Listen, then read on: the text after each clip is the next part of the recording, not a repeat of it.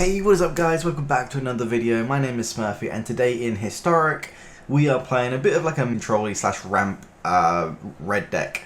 So the aim of the game is to use your sweepers in Anger of the Gods and Sweltering Suns to try and control the board whilst using things like Mind Stone, Godsteel Heart and Guardian Idol to ramp you up into big threats that your opponent just can't deal with.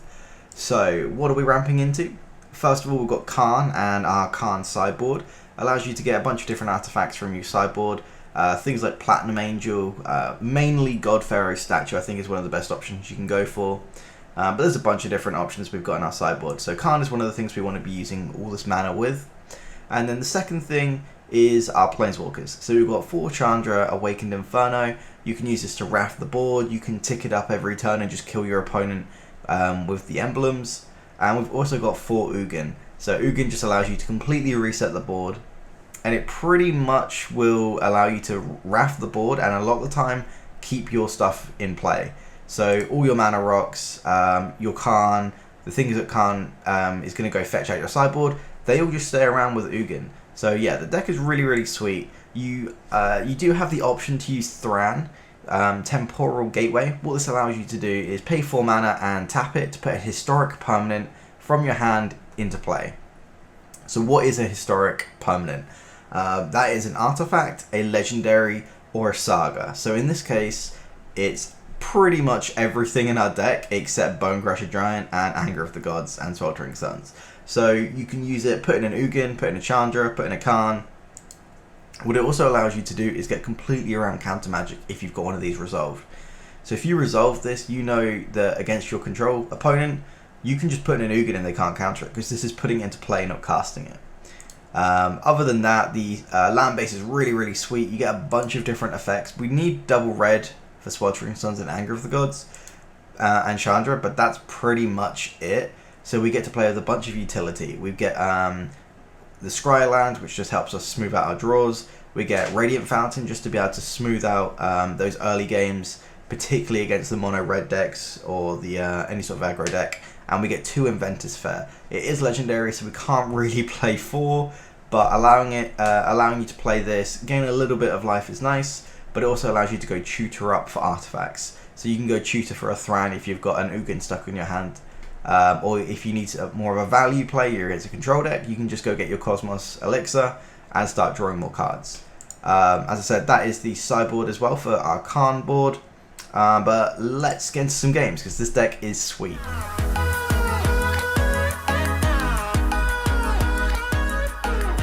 Okay, sweet, we get to be on the play. We've got 2 lands, 2 mana rocks. Yeah, this hand looks fine. Obviously we need a second red source for the Sweltering Suns. But this hand looks pretty good. We'll go ahead and keep. I think we just lead off with a mountain and pass. I think as long as we don't draw the second Inventor's Fair, things are looking pretty good. Oh, hopefully our opponent is on some sort of mana ramp deck, playing like all the elves and things. Because if your opponent plays a bunch of mana dorks and you Anger or Sweltering Suns, a lot of the time you just win from it. Oh, okay, yeah, we're against elves. This is such a good matchup for us. We're going to play the Inventor's Fair, and I think we'll play this, and we'll just pass. A lot of the time, a lot of the time when you Anger, like you take 3-4 cards from your opponent, and that's just too much for them to deal with. I think we are going to Bonecrusher this. We've got so much mass removal in our hand. I don't mind just doing this, slowing our opponent down for a turn. I don't really want to Anger this anyway. Okay, nice. We'll just play the land, and we're just going to continue to develop the board. Continue to hit our land drops till we get up to Ugin, but I think Anger into Sweltering Suns is probably just going to be enough anyway. Oh, our opponent's just doing nothing. They must be stuck on lands. For them to not have any mana producers is really really strange. This is not what you typically expect. Oh, nice. We're getting next land drop. And 1, 2, 3, 4, 5, 6, 7. So next time we can potentially Ugin. I think this turn we do want to Anger of the Gods just to make sure that we don't get blown out by something. I can't imagine there's anything we could. And then we'll play the Bone Crusher. We could keep it around if we want to minus Ugin next turn, but I'm hoping that we can Ugin tick up, because our opponent is just not doing that much. This is the Gaia's Cradle enchantment. So when it enters the battlefield, you may look at the top 4 cards of your library, you may reveal a creature card from them and put them into your hand, then put the rest into the bottom of your library. At the beginning of your end step, if you control 4 or more creatures, transform it, and it's basically a Gaia's Cradle on the other side. Yeah, so that is a very powerful card. We're just going to go ahead, play the Guardian Idol here, and we'll crack in for 4. We've got Sweltering Suns, we've got Ugin. I think we're looking pretty good at this point. If our opponent does manage to get 3, is it 3 creatures or 4 did I say? 4 creatures, okay, so they're not realistically going to get that in play anyway. So I'd quite like to be able to just Ugin and minus and get rid of this as well. Yeah, sweet. So we're going to gain the life from the Inventor's Fair. Oh, do we want a Karn first? 1, 2, 3, 4, and then we've got 4 mana left over. What are we looking to Karn for?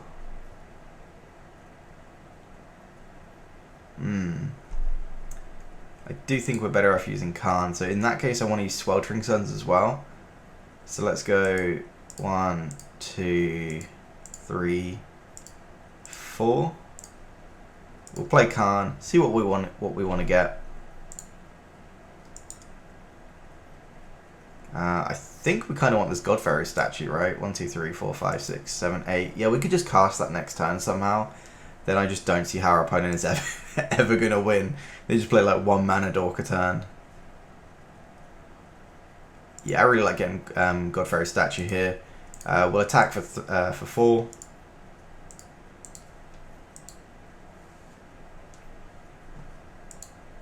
It's pretty clear that we're going to raft the board, but you know, you might as well still try and get in. Sometimes your opponent doesn't block, and I guess they didn't. Yeah, and our opponent just concedes. Sweet. Obviously, our opponent had a really slow start, but with double board wipe plus the Bone Crusher plus Ugin, I think it's very, very rare that your opponent's going to beat you anyway. As long as you hit your land drops, this is basically the deck that you want to play against all the time. Let's go to another one. Okay, so we are on the play. Our opponent has got Lurrus, which to me suggests some sort of like maybe Cat Oven deck. I don't really know who plays Lurrus anymore. Yeah, this hand looks great. We'll go ahead and keep. I think first time we're just going to play the red source, so next time we can Bone Crusher, Stomp if we need to. Opponent leads off with the Watery Grave. Oh, are they playing blue-red Rogues, I think it is. So we'll gain the 2 life, and we'll just play the Cold Steel Heart here, and choose red. Yeah, so they are playing Rogues, okay. And they mill over 2 of our best cards.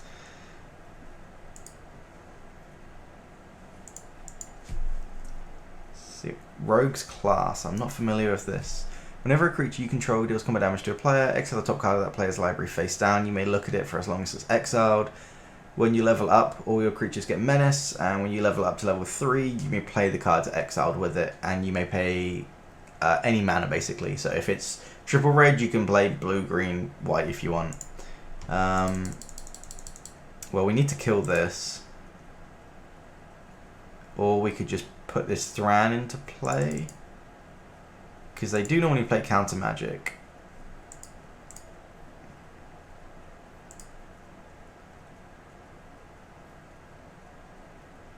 Now, I think what we want to do is play the Radiant Fountain.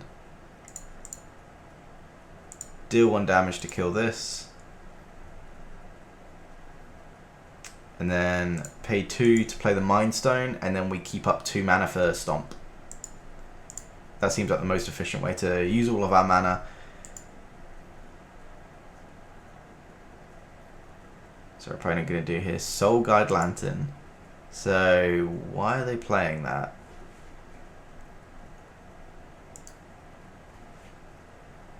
Is this just to beat Delirium decks? They're just straight away going to crack it and draw a card. Okay. Opponent's playing a very strange list. Oh, so we need 8 or more cards in their graveyard for them to do that. So they can't actually do that where they sack it. So I'm going to go ahead and shoot it now because I don't want them to be able to sack it in response and then we lose our Bone Crusher Giant. We'll go ahead, play a Radiant Fountain. We're just going to play the Gateway now. I'd rather just get it in play underneath all the potential counter magic because they are playing a blue deck after all. And oh my god, we are just drawing nothing. We can at least scry with the land and try and get something. Our opponent's doing nothing either, so that's good news for us. Hopefully scry into something good. Sweltering Suns. No, we're not really looking for that right now. We just want something top heavy, like a Chandra, an Ugin, maybe even just a Khan would be fine.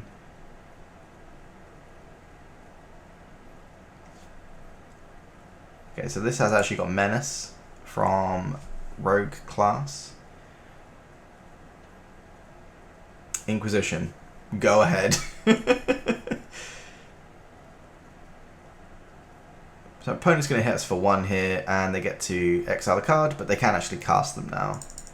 Ooh, so we hit our land, which is good. Sorry, we drew a Chandra, which is good. Kind of want to tick up, just to put a clock on our opponent, or we can minus and get rid of that. I guess we minus, it'll get exiled, so Luris can't bring it back.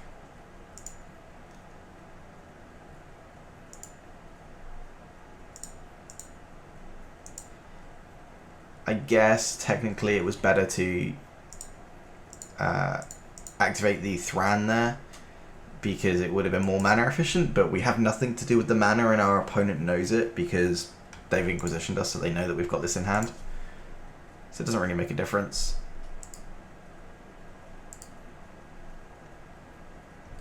Neither of these are elementals. No, nice. So we'll play the land. Oh, try that again.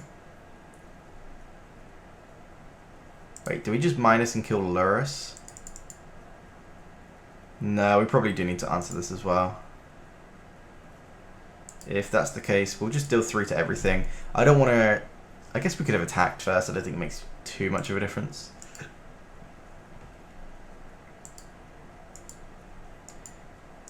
And I guess there we could have done that end of turn. I think it's pretty marginal at this point anyway. Opponent goes and plays a Merfolk. What's that called? Wind Rubber. And we get Ugin. So we can just Ugin for 2. That'll probably just be game. Because we wrath our opponent's stuff. They've put so much mana in this Rogues class. They can't counter it. So yeah, let's go ahead and do this for 2.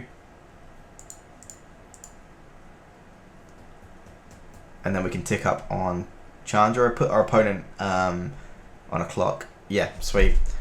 Most decks just can't really beat an Ugin for obvious reasons. It's an 8 mana Planeswalker. But yeah, nice. Let's go to the next one. Well, we've got the two main parts of the deck, a board wipe and a top end, and a bunch of land drops, so we're going to definitely keep this. Pretty sweet sleeves from our opponent, actually. This look quite nice.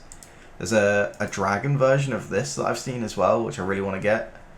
I'll just have to wait for it to maybe come on sale in the store or something. We'll go ahead and play a mountain and pass. The one thing I always find tricky is if our opponent plays a 1-drop with 1 toughness, do you Spikefield Hazard it, or do you want to keep? Do you want to wait for Anger of the Gods? I think we probably want to leave it, but I'm really not sure. We'll leave it for now. Because like if they play something that gets bigger from lifelink, then obviously you need to get rid of this straight away, you know? I guess not. They can get 1 hit in before a Chinese Pride made creatures and the legendary version of it become X4s. Intangible Virtue. Okay, so we're against some sort of token deck.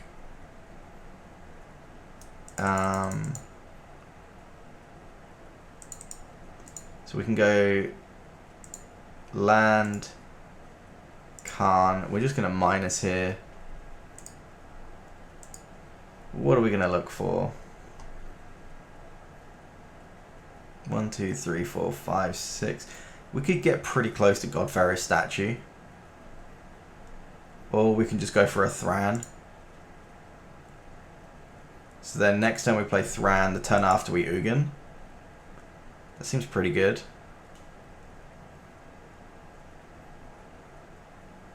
Yeah, let's go for Thran. We're essentially playing, what, 7 copies in the deck? 3 main deck, 1 in the board, so that's 3 plus 4 Khans, so 7 copies in our deck. So you can quite consistently get the Thran. Our opponent's going to need some sort of Anthem here, or something to power up this Vampire if they want to kill the Khan. And if they don't, we're probably going to Anger of the Gods. Just, well, I guess we could Thran straight away. I'm not sure what we'll do. We'll see what our opponent does. What land is this? Oh, right. Fable the Mirror Breaker. It's pretty nice. I think what we want to do is just play this tapped, play this, and then next turn Ugin.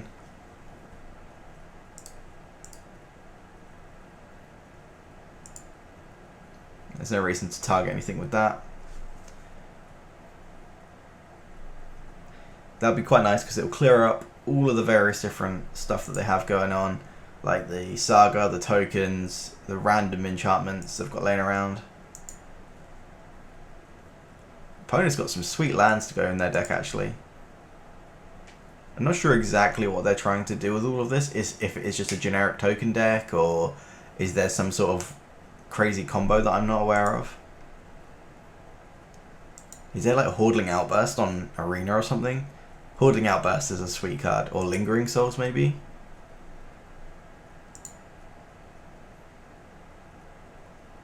Well, we're just going to go ahead, activate Thran, put in Ugin, and -3, and that probably will just be game.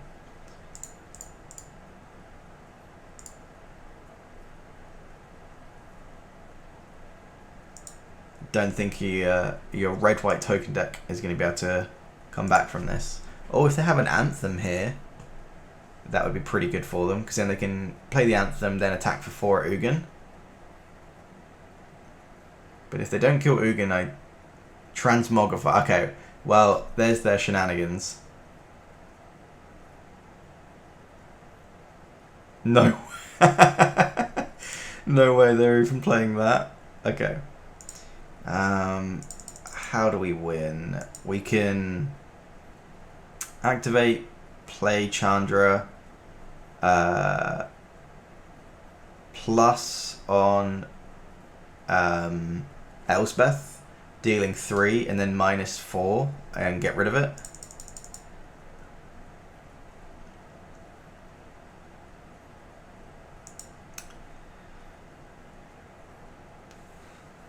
So exile target creature, then that creature's controller reveals the top card of their library until they reveal a creature card and puts that into play. Well, had we have known what they were on, obviously I would have just got a Grafdigger's Cage, but it's a bit late for that now. Yeah, so we're going to go ahead, activate this, put in Chandra,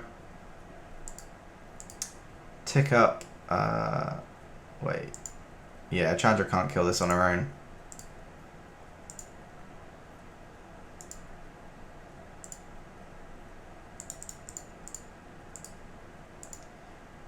So now they can answer one of our Planeswalkers. We do not want a Mind Stone at this point.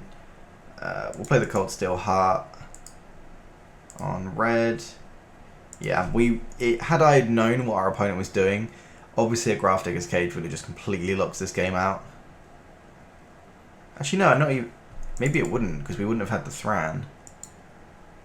Okay, so they can put a 1/1 counter on a creature, and now they can kill Ugin.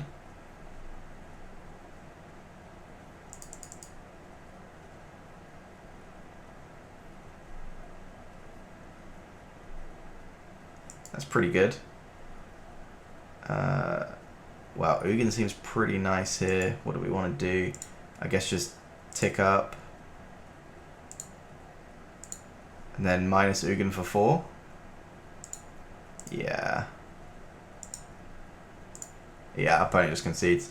Like I said, like, Ugin and Chandra together are just ridiculously powerful. As long as you can tide over the game till that point, you're in a pretty good spot. So yeah, let's go to the next one. Okay, well, you know the plan at this point. We've got the board wipe, we've got the Planeswalker, and we've got lands. We're going to go ahead and keep. Opponent playing just the standard Magic the Gathering backs. What are they going to take here? If there's some... So this is a green-black land, right? Yeah. Oh, they choose to take the Bone Crusher. That's interesting. They must have some very good creatures. Maybe not. Actually, no, because if they had good creatures, they'd want to take Sweltering Suns, right? I have no idea. Maybe they have some sort of way to flash this back, like Dreadhorde Arcanist, to get the Ugin for later. I have no idea why our opponents just conceded on the spot. But, okay. Well, this hand is a little bit light on lands, but we are in the draw. We've got a Mana Rock and a Scry. So we'll go ahead and keep. Oh, our opponent is probably on a control deck. I don't know why anyone would play a Jace-backed card unless they are very, very much into control. Wait, what? No, they are just... What are they doing? Sigil of Mayako? At the beginning of combat on your turn, mill a card. When you do, if there are three or more... If there are three... If three are four...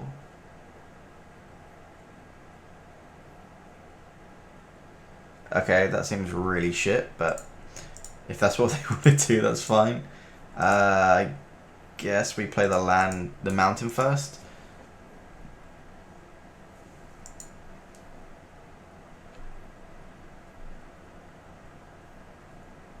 Because if we draw a land, we basically are happy to just keep playing the non-scry lands for now, and we can get the scry value for when we actually need to hit a land drop.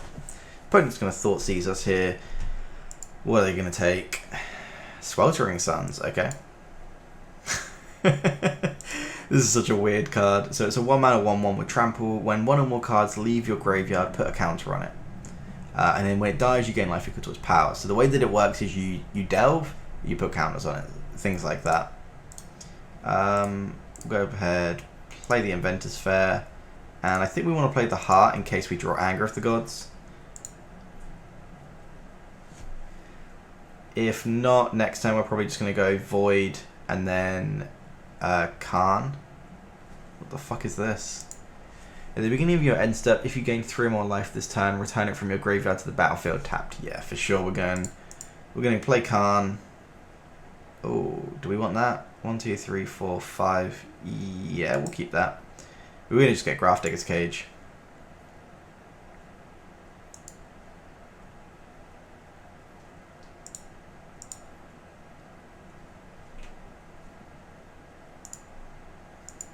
We can use the second one if we want to get like a Thran to cheat in and play or something.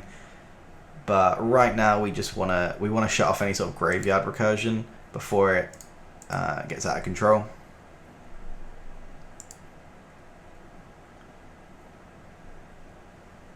So go ahead, keep hitting our land drops. What do we want to do? I guess we could Khan minus and play the Grafdigger's Cage, and then we can go get something else as well. 1, 2, 3, 4, 5, 6, 7. Or we can play double Mana Rock, and then if we hit a land drop, we can just Ugin next turn. Yeah, I kind of like that more.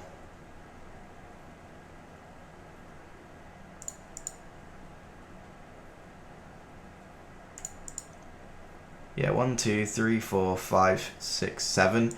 An untapped land, and we can just slam Ugin, and then I'm pretty sure that is just done and dusted at that point.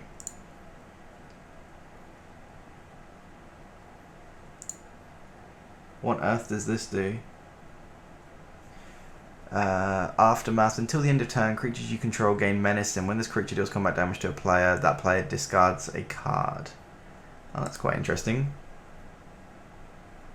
1, 2, 3, 4, 5, 6, 7, 8, 9. So they're not threatening lethal if they do that, are they?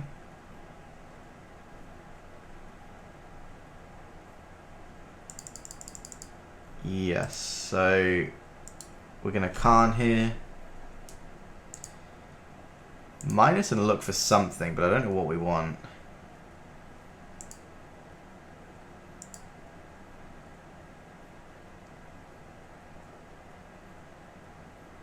One, two, three, four, five, six. Yeah, we're still one short for Ugin. We've got 3 mana to play with this turn. There's not really much we can do.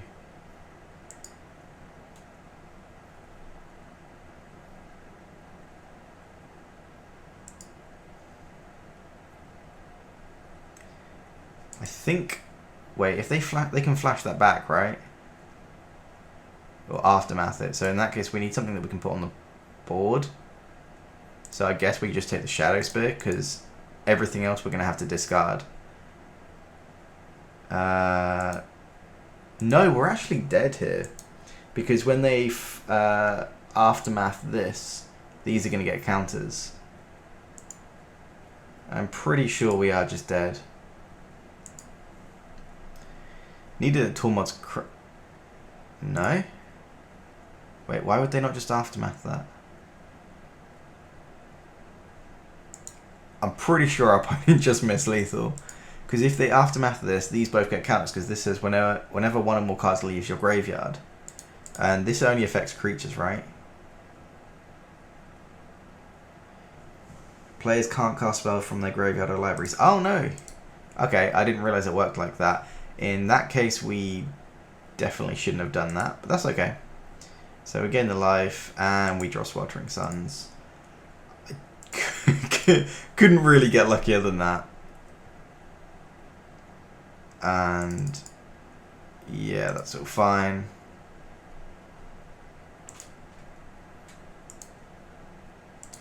And then what do we want to do here? How much mana have we got?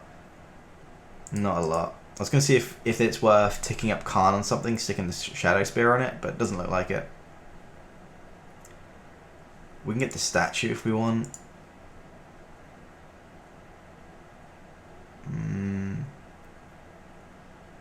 We're very low, so I think we'll just go for a Platinum Angel.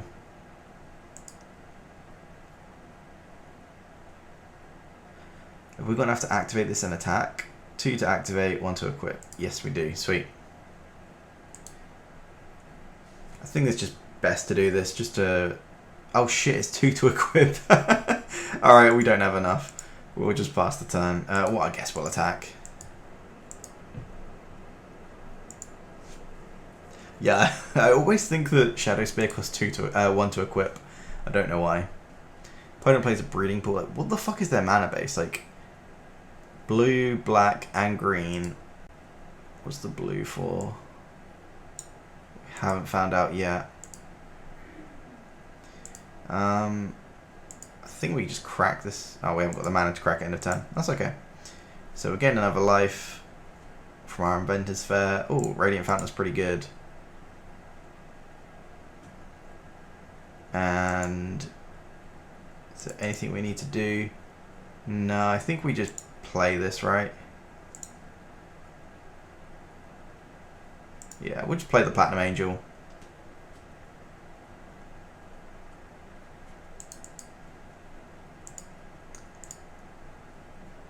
And we won't put down anything. I don't want to risk anything getting fatal pushed. Okay, there is no way our opponent can pull this back from this point. We've got a Platinum Angel in play, a Grafdigger's Cage. Yeah, I was just trying to think of any out they could have, and it doesn't look like there is any. So sweet. In fact, I think that's probably enough games at this point. How many have we played? 1, 2, 3, 4, 5. I think it's like the 5th or 6th game by now. So I think I'm just going to wrap it up here. Let's go have a look at the deck again.